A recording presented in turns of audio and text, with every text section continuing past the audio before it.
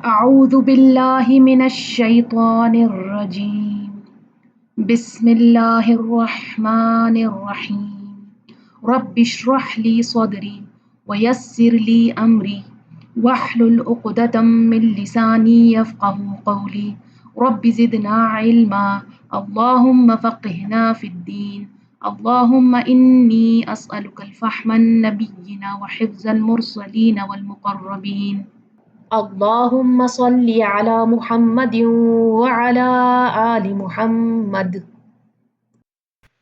السلام علیکم ورحمۃ اللہ وبرکاتہ۔ آج ہم آیت نمبر 17 اور اس کے آگے پڑھیں گے انشاءاللہ۔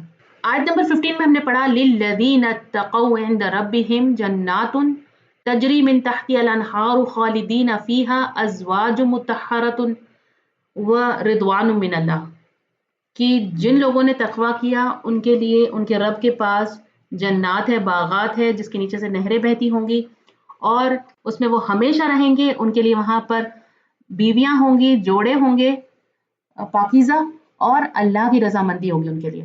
پھر اگلی آیت میں ہمیں بتایا گیا کہ وہ لوگ کیسے ہوتے ہیں۔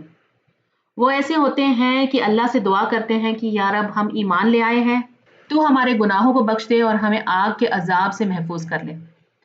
اور اس کے بعد اور مزید صفات بتائی ایسے لوگوں کی جو جنت کے حقدار ہیں، جن کو اللہ آگ سے بچا لے گا اور جنت میں داخل کرے گا۔ تو یہ انہی لوگوں کی صفات اس آیت میں بتائی جا رہی ہے۔ الصابرین، وہ جو صبر کرتے ہیں، صبر کرنے والے۔ صابرین صابر کی جمع ہے۔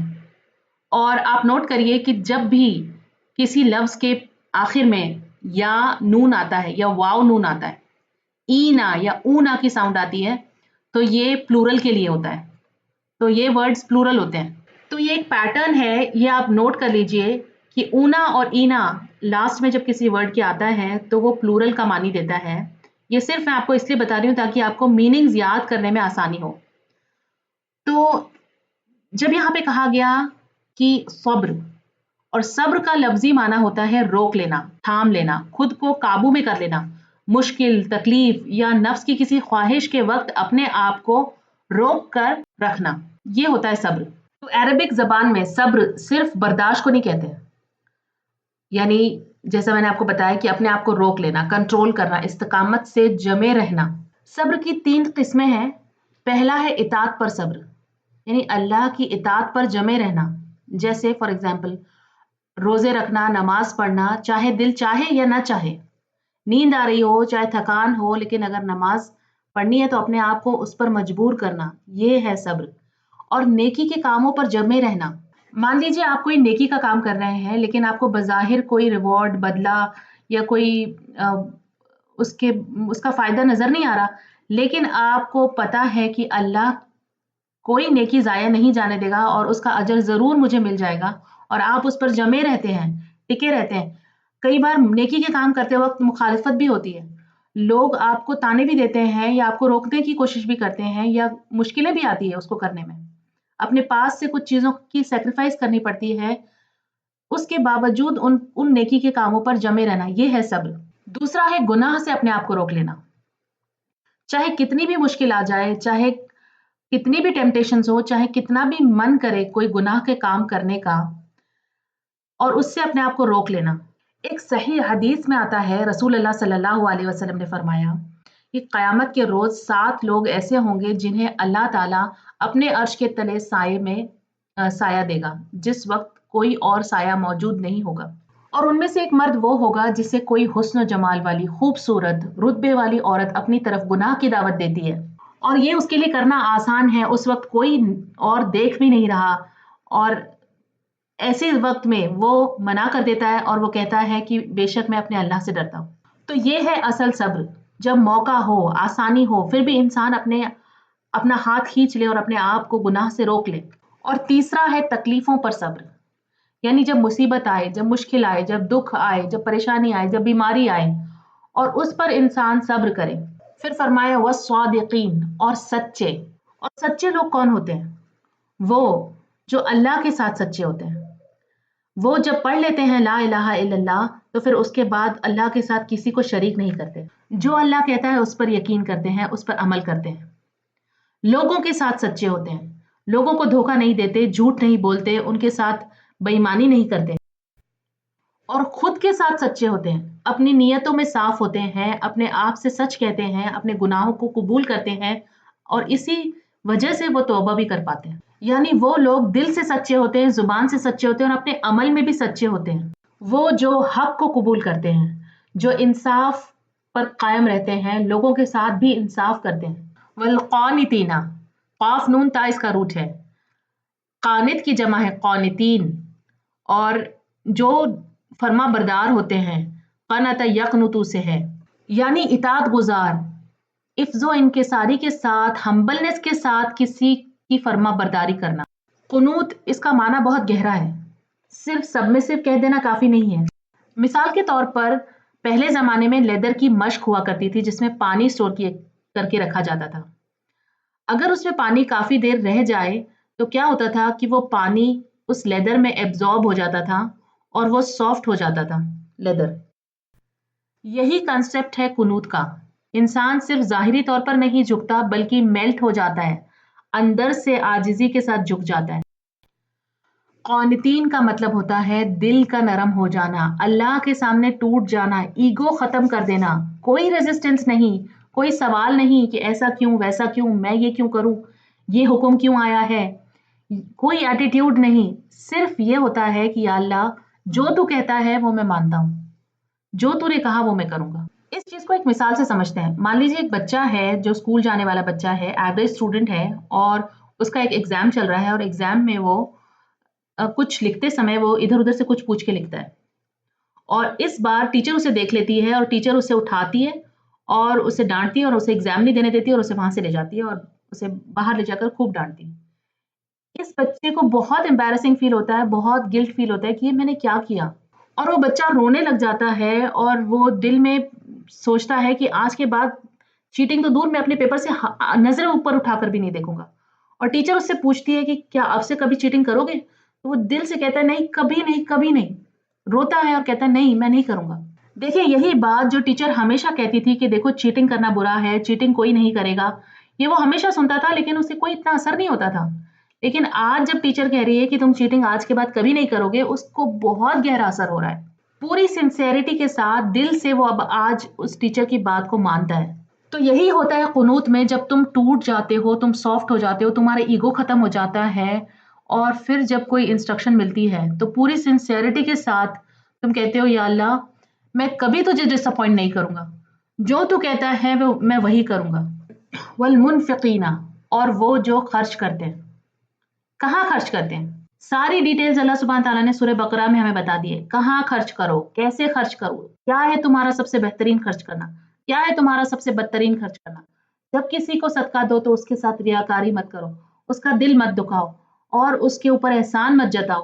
کس کس کو دو؟ اپنے ماں باپ کو دو، اپنے رشتہ داروں کو دو، غریبوں مسکینوں کو دو، راستے کے مسافروں کو دو، اللہ کی راہ میں خرچ کرو، دین کی ضرورتوں کے لیے خرچ کرو، اسپتال بناؤ، مدرسے بناؤ، مسجدیں بناؤ، لوگوں کے لیے سہولت کے لیے کے کاموں میں خرچ کرو، دین کا علم آگے بڑھانے کے لیے اداروں کو سپورٹ کرو اور مدرسوں کو سپورٹ کرو، اور جو انڈیویجول عالم اور جو دین کی خدمت میں لگے ہوئے لوگ ہیں ان کی فائنینشیل سپورٹ کرو۔ کسی بھی آرگنائزیشن کو چلانے کے لیے، کسی بھی گروپ کو چلانے کے لیے، کسی بھی ادارے کو چلانے کے لیے، یا کسی بھی انڈیویجول کو دین کی کام کرنے کے لیے پیسوں کی ضرورت ہوتی ہے۔ زندگی جینے کے لیے کچھ پیسوں کی ضرورت انہیں بھی ہوتی ہے، اور کسی گروپ کو چلانے کے لیے بھی کچھ فنکشنز وغیرہ، کچھ ایونٹس وغیرہ آرگنائز کرنے کے لیے بھی پیسوں کی ضرورت ہوتی ہے۔ تو جو بھی نیک کام میں پیسہ دیا جائے، فی سبیل اللہ دیا جائے، تو یہ ہے منفقین کا کام۔ اور اس کے علاوہ جنگوں کے لیے، دین کی دفاع کے لیے اگر جنگ ہو رہی ہے تو جنگ میں جو پیسوں کی ضرورت ہے، جو مالی مدد کی ضرورت ہے، وہ بھی فی سبیل اللہ ہے دینا۔ منفقین وہ لوگ ہیں جو خرچ کرتے ہیں اپنے مال میں سے، خود اپنی بھلائی کے لیے، لوگوں کی بھلائی کے لیے، دین کی بھلائی کے لیے۔ یہ کنجوسی نہیں کرتے، بخل نہیں کرتے، اور فضول خرچی بھی نہیں کرتے، اعتدال سے خرچ کرتے ہیں۔ اور آپ دیکھیں جب انسان میں قنوت آ جاتا ہے تو اسے یہ احساس ہو جاتا ہے کہ جو کچھ بھی میں خرچ کر رہا ہوں اصل میں دے نہیں رہا ہوں، بلکہ اس کے بدلے میں بہت زیادہ مجھے ملنے والا ہے اللہ سے۔ تو سچائی تو یہ ہے کہ اصل میں گین کر رہا ہوں، میں کچھ لوز نہیں کر رہا ہوں۔ والمستغفرین، اور وہ جو استغفار کرنے والے ہیں، بالاسحار، سحری کے وقت۔ اسحار سحر کی جمع ہے، اور سحر کا جو وقت ہوتا ہے وہ فجر سے پہلے کا وقت ہوتا ہے، یعنی بیفور ڈان۔ تو یہ فجر کے پہلے کا وقت ہے، یعنی تہجد کا وقت ہے۔ اور جب کہا گیا بالاسحار، یعنی ہر روز ہر صبح ان کی ایسی ہوتی ہے کہ وہ اللہ سے اپنے گناہوں کی معافی مانگتے ہیں۔ صبح ان کی کیسے شروع ہوتی ہے کہ وہ کہتے ہیں یا اللہ مجھے معاف کر دے۔ کوئی ایک دن کا جذبہ نہیں ہے، یہ ان کی عادت ہے، یہ ان کی آئیڈینٹی بن چکی ہے۔ ایک صحیح حدیث ہے جس میں رسول اللہ صلی اللہ علیہ وسلم نے فرمایا کہ ہمارا رب تبارک و تعالی ہر رات جب آخری حصہ ہوتا ہے رات کا، یعنی آخری تیسرا حصہ جو ہوتا ہے رات کا، تو سب سے نیچے والے آسمان پر، یعنی آسمان زمین پر نزول فرماتے ہیں اور پھر فرماتے ہیں، ہے کوئی جو مجھ سے دعا کرے اور میں اس کی دعا قبول کروں؟ کیا ہے کوئی جو مجھ سے مانگے اور میں اس کو عطا کروں؟ کیا ہے کوئی جو مجھ سے مغفرت چاہے اور میں اسے بخش دوں؟ یعنی رات کا تیسرا حصہ وہ وقت ہوتا ہے جس میں انسان کی ہر دعا قبول ہوتی ہے اور اللہ تعالیٰ مانگی ہوئی ہر چیز عطا کرتا ہے اور بخش دیتا ہے۔ اللہ تو ہمارے ویسے بھی سب سے قریب ہے، لیکن یہ کہنا کہ رات کے تیسرے حصے میں اللہ سبحانہ تعالیٰ آسمان دنیا پر نزول فرماتے ہیں، اور ان کا نزول فرمانا کیسا ہے یہ ہم نہیں سمجھ سکتے، یہ اللہ ہی بہتر جانتا ہے۔ تو یہ وہ وقت ہے جو سب سے بہترین وقت ہے استغفار کرنے کا۔ تو یہ وقت سب سے بہترین وقت ہے کہ ہم اپنی بخشش کے لیے دعائیں کریں اور اٹھ کر اللہ سے توبہ کریں۔ تو اس آیت میں اللہ سبحانہ تعالیٰ نے ہمیں بتا دیا کہ جنت کے مستحق بندے کون ہیں۔ الصابرین والصادقین والقانتین والمنفقین والمستغفرین بالاسحار، یہ ہیں وہ لوگ جو جنت میں جائیں گے۔ تو اللہ سے دعا ہے کہ اللہ تو ہمیں بھی ان لوگوں میں شامل فرما، آمین یا رب۔ آیت نمبر 18، شہید اللہ، گواہی دی اللہ نے۔ شہیدہ کا لفظی معنی ہوتا ہے بیان کرنا، آگاہ کرنا، کسی کی حقیقت سے کسی کو آگاہ کرنا۔ مراد ہے گواہی دینا۔ گواہی کون دیتا ہے؟ جو کسی چیز کو جانتا ہے۔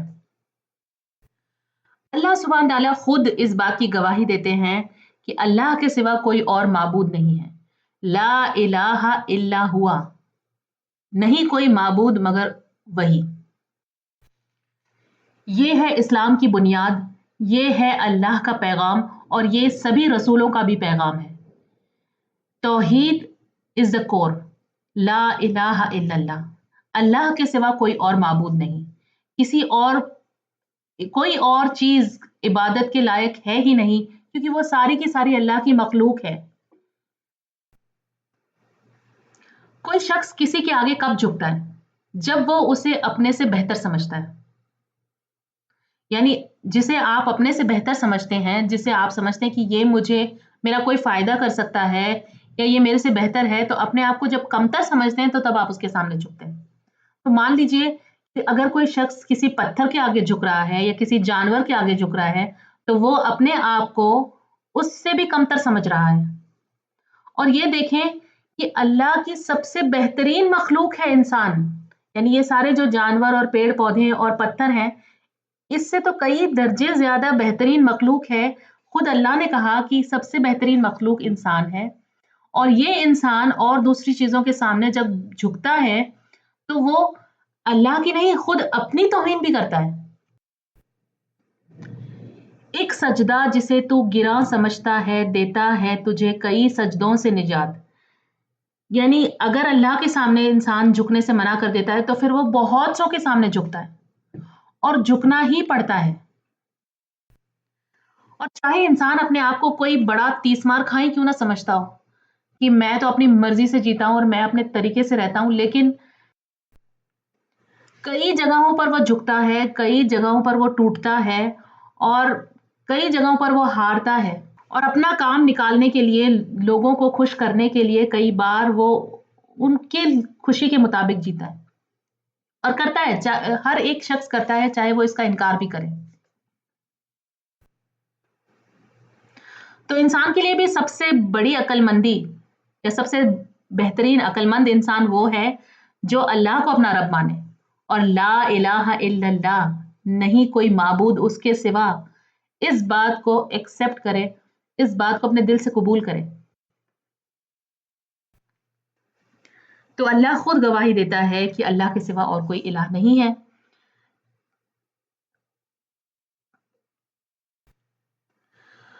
والملائکۃ، اور فرشتوں نے بھی اس بات کی گواہی دی. فرشتے ایسی مخلوق ہیں اللہ کی جو انسان سے کچھ زیادہ غیب کا علم رکھتے ہیں. سارا علم تو ان کے پاس بھی نہیں ہے، لیکن کچھ زیادہ غیب کا علم وہ رکھتے ہیں، اور وہ بھی گواہی دیتے ہیں کہ اللہ کے سوا کوئی معبود نہیں. وَأُولُو الْعِلْم، اور علم والے لوگ.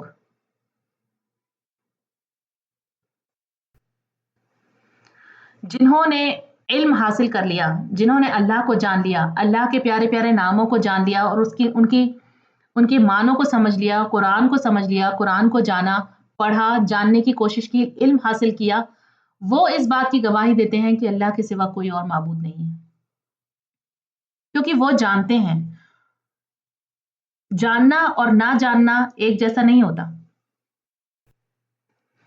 اور علم دنیاوی علم بھی ہوتا ہے، جیسے سائنس یا سوشولوجی یا سائیکولوجی اور دوسرے بہت سارے فیلڈز ہیں جو علم کے، وہ بھی علم والے لوگ ہوتے ہیں.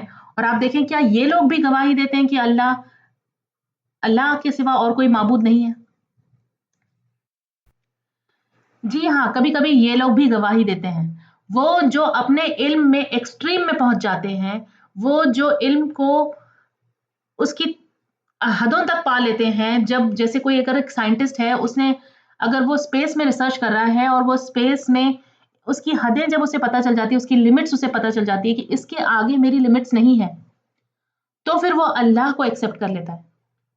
تب اسے پتہ چل جاتا ہے کہ میری نہیں بلکہ پوری دنیا کے ہر ایک انسان کی لمٹس اس کے آگے نہیں ہے. تب وہ اس بات کو ایکسپٹ کر لیتا ہے، اسلام لے آتا ہے، کہتا ہے کہ نہیں، اللہ کے سوا اور کوئی معبود نہیں ہے.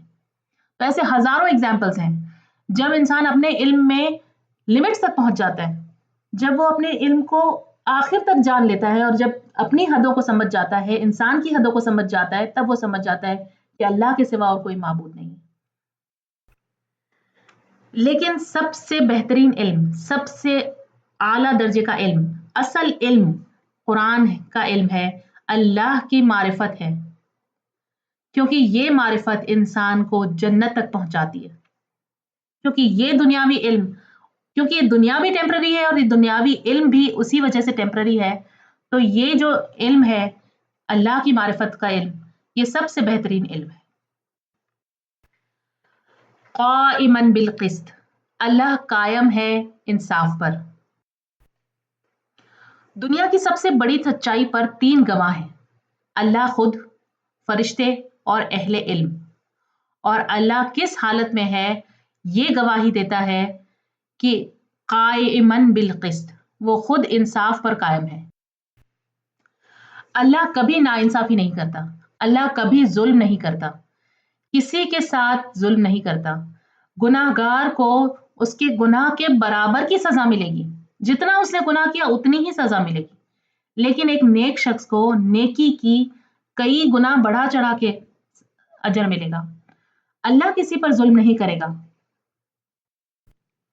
تو جب بھی تم لا الہ الا اللہ کہتے ہو تو تم صرف یہ نہیں کہتے کہ اللہ کے سوا کوئی معبود نہیں ہے، بلکہ یہ بھی کہہ رہے ہوتے ہو کہ اللہ کبھی ناانصافی نہیں کرتا. اب یہاں ایک بہت گہری بات ہے. قائمن کا مطلب ہوتا ہے کنٹینیوس اسٹیٹ، یعنی اللہ کا انصاف کبھی رکتا نہیں ہے، کبھی بریک نہیں لیتا، کبھی ایبسنٹ نہیں ہوتا ہے، ہمیشہ چل رہا ہوتا ہے. لیکن یہ بات دل میں بٹانا بہت مشکل ہے. کیوں؟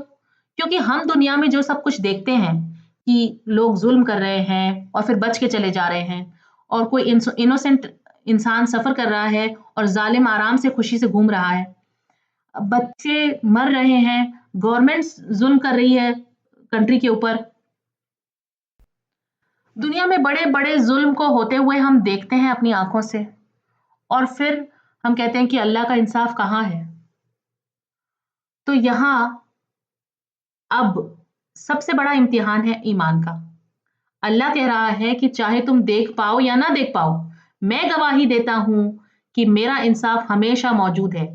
یعنی تم وٹنس نہیں کرتے، لیکن اللہ دیکھتا ہے. اللہ شہید اللہ کا گہرا مطلب یہاں پہ ہے. اچھا ہم کیا چاہتے ہیں؟ Instant justice. کوئی ظلم کرے فوراً اس کو سزا ملے. لیکن اللہ کا سسٹم کیا ہے؟ Complete justice. پرفیکٹ ٹائمنگ کے ساتھ کچھ چیزیں دنیا میں ہوتی ہیں اور کچھ آخرت کے لیے رکھی جاتی ہیں. لیکن یہ یاد رکھیں اور اس پر ایمان رکھیں کہ اللہ کے انصاف سے کوئی بچ نہیں سکتا. اور یہ بیلیف بہت ضروری ہے. کیوں؟ کیونکہ اس سورہ میں آگے ہم کیا پڑھنے والے ہیں. آپ دیکھیں اس سورہ میں بیٹل آف بدر جو ہم نے پڑھی اس میں ہم نے دیکھا کہ مسلمان جیتے تھے. لیکن جو احد کی بیٹل ہے اس میں مسلمانوں کو بھاری نقصان ہوا. صحابہ زخمی بھی ہوئے, کچھ صحابہ شہید بھی ہوئے. نبی صلی اللہ علیہ وسلم بھی خود زخمی ہو گئے تھے. تو یہ سوال پیدا ہوتا ہے کہ جب ہم اللہ کی طرف ہیں, جب ہم اللہ کے ساتھ ہیں, جب ہم سچائی کے ساتھ کھڑے ہیں, جب ہم توحید پر قائم ہیں, پھر ہمیں یہ نقصان کیوں اٹھانے پڑتے ہیں؟ پھر ہم کیوں ہار گئے؟ تو اللہ کا انصاف کہاں گیا؟ تو اس پر اللہ سبحانہ تعالیٰ خود جواب دیتے ہیں, کہتے ہیں میں ہمیشہ انصاف پر ہوں, چاہے تمہیں سمجھ میں آئے یا نہ آئے. خاص طور پر جو لوگ صبر کر رہے ہوتے ہیں, سچ پر کھڑے ہوتے ہیں, سیکریفائس کر رہے ہوتے ہیں, ان کے لیے یہ ٹیسٹ اور بھی زیادہ مشکل ہو جاتا ہے. کیوں؟ کیونکہ انہیں لگتا ہے کہ میں یہ سب کچھ اللہ کے لیے کر رہا ہوں, پھر میں کیوں سفر کر رہا ہوں؟ تو اللہ کہتا ہے کہ یہ بھی ایمان کا حصہ ہے کہ تم کہو لا الہ الا اللہ. تو اس کا مطلب یہ ہے کہ میں ایمان لاتا ہوں کہ تو ہمیشہ انصاف پر قائم ہے اور تو ہمیشہ انصاف کرتا ہے, چاہے میں اسے سمجھ پاؤں یا نہ سمجھ پاؤں. اور یہ بات یہاں پر واپس دہرائی, کہا لا الہ الا ہوا, نہیں کوئی معبود مگر وہی, العزیز الحکیم, وہ زبردست ہے اور حکمت والا ہے. اس بات کو سمجھتے ہیں. ہم نے پیچھے پڑھا قائما بالقسط, اللہ ہی اصل میں انصاف پر قائم ہے. اور آپ دیکھیں یہ ریولیشن, یہ قرآن مجید ہم تک کیوں بھیجا گیا؟ تاکہ ہم اس کے ذریعے انصاف کرنا سیکھیں. عورتوں کو ان کے حقوق دیں, بچوں کو ان کے حقوق دیں, ماں باپ کو ان کے حقوق دیں, اپنی وائف کو اس کے حقوق دیں, اپنے ہسبینڈس کو اپنے حقوق دیں. سوسائٹی ایک دوسرے کا حقوق, سوسائٹی ایک دوسرے کے حقوق پورے کریں. گورنمنٹ لوگوں کو ان کے حقوق دے, اور ایک امپلائی اپنے امپلائر کو حقوق دے اس کے, اور ایک امپلائر اپنے امپلائی کو اس کے حقوق دے. تو یہ کتاب آئی ہی انصاف کرنے کے لیے ہے. اور سب سے بڑا انصاف یہ ہے کہ ہم اس بات کو مانیں کہ لا الہ الا اللہ, العزیز الحکیم. عزیز کا مطلب ہوتا ہے عزت والا, اتھارٹی جس کے پاس ہو, اور حکیم جس کے پاس وزڈم ہو, جس کا حکم چلے. اور یہ دونوں صرف اللہ کے پاس ہے. تو آپ سمجھیں کہ انصاف تبھی اسٹیبلش ہو سکتا ہے جب یہ دونوں چیزیں ساتھ ساتھ موجود ہوں. یعنی مان لیجئے اگر کوئی شخص حکیم ہے, حکمت والا ہے, اس کے پاس وزڈم ہے, اپنے وزڈم سے وہ فیصلے کرتا ہے, لیکن اگر اس کے پاس اتھارٹی نہیں ہے, عزت نہیں ہے, اس کے پاس قدرت نہیں ہے, تو وہ اپنے فیصلے زبردستی امپلیمنٹ نہیں کروا سکتا. مان لیجئے ایک جھگڑا ہوتا ہے اور لوگ ایک عالم کے پاس آتے ہیں اور اس سے پوچھتے ہیں کہ آپ بتائیں کہ اس کے اندر کون صحیح ہے کون غلط ہے, اور غلط کو کیا سزا ملنی چاہیے. وہ عالم اپنے علم کے بنا پر, اپنی حکمت کے بنا پر ان لوگوں کو بتاتا ہے کہ کون غلط ہے اور اسے کیا سزا ملنی چاہیے, لیکن وہ اس فیصلے کو امپلیمنٹ نہیں کروا سکتا کیونکہ اس کے پاس اتھارٹی نہیں ہے. لوگ سنیں اور وہاں سے چلے جائیں اور اپنی من مرضی کا کریں تو وہ کچھ نہیں کر سکتا. اسی طرح سے اگر کوئی شخص عزیز ہے, اگر اس کے پاس اتھارٹی ہے, پاور ہے, مان لیجیے کوئی راجا ہے, اتھارٹی ہے, پاور ہے, لیکن اس کے پاس حکمت نہیں ہے, وہ چیزوں کو صحیح سے سمجھ نہیں سکتا, صحیح ڈیسیژنز نہیں لے سکتا, تو ایسے میں بھی انصاف قائم نہیں ہو سکتا. یعنی انصاف کے قائم ہونے کے لیے اتھارٹی اور وزڈم دونوں ضروری ہیں. دونوں میں سے اگر ایک بھی چیز نہ ہو تو انصاف قائم نہیں ہو سکتا. تو اللہ سبحانہ تعالیٰ فرماتے ہیں کہ وہ قائم ہے انصاف پر, قائماً بالقسط, اور ساتھ میں عزیز الحکیم بھی ہے. یعنی انصاف کو قائم کرنے کے لیے اللہ کے پاس پوری اتھارٹی بھی ہے اور وہ سب سے زیادہ حکمت والا ہے. الحمدللہ آج کا لیسن یہاں پہ ختم ہوتا ہے. سبحانک اللہم و بحمدک, نشہد ان لا الہ الا انت, نستغفرک ونتوب الیک. Dear brothers and sisters, if you found this video beneficial, please share with others and be part of Sadaqah Jariyah. Jazakumullahu khairan katheera. السلام علیکم ورحمۃ اللہ وبرکاتہ.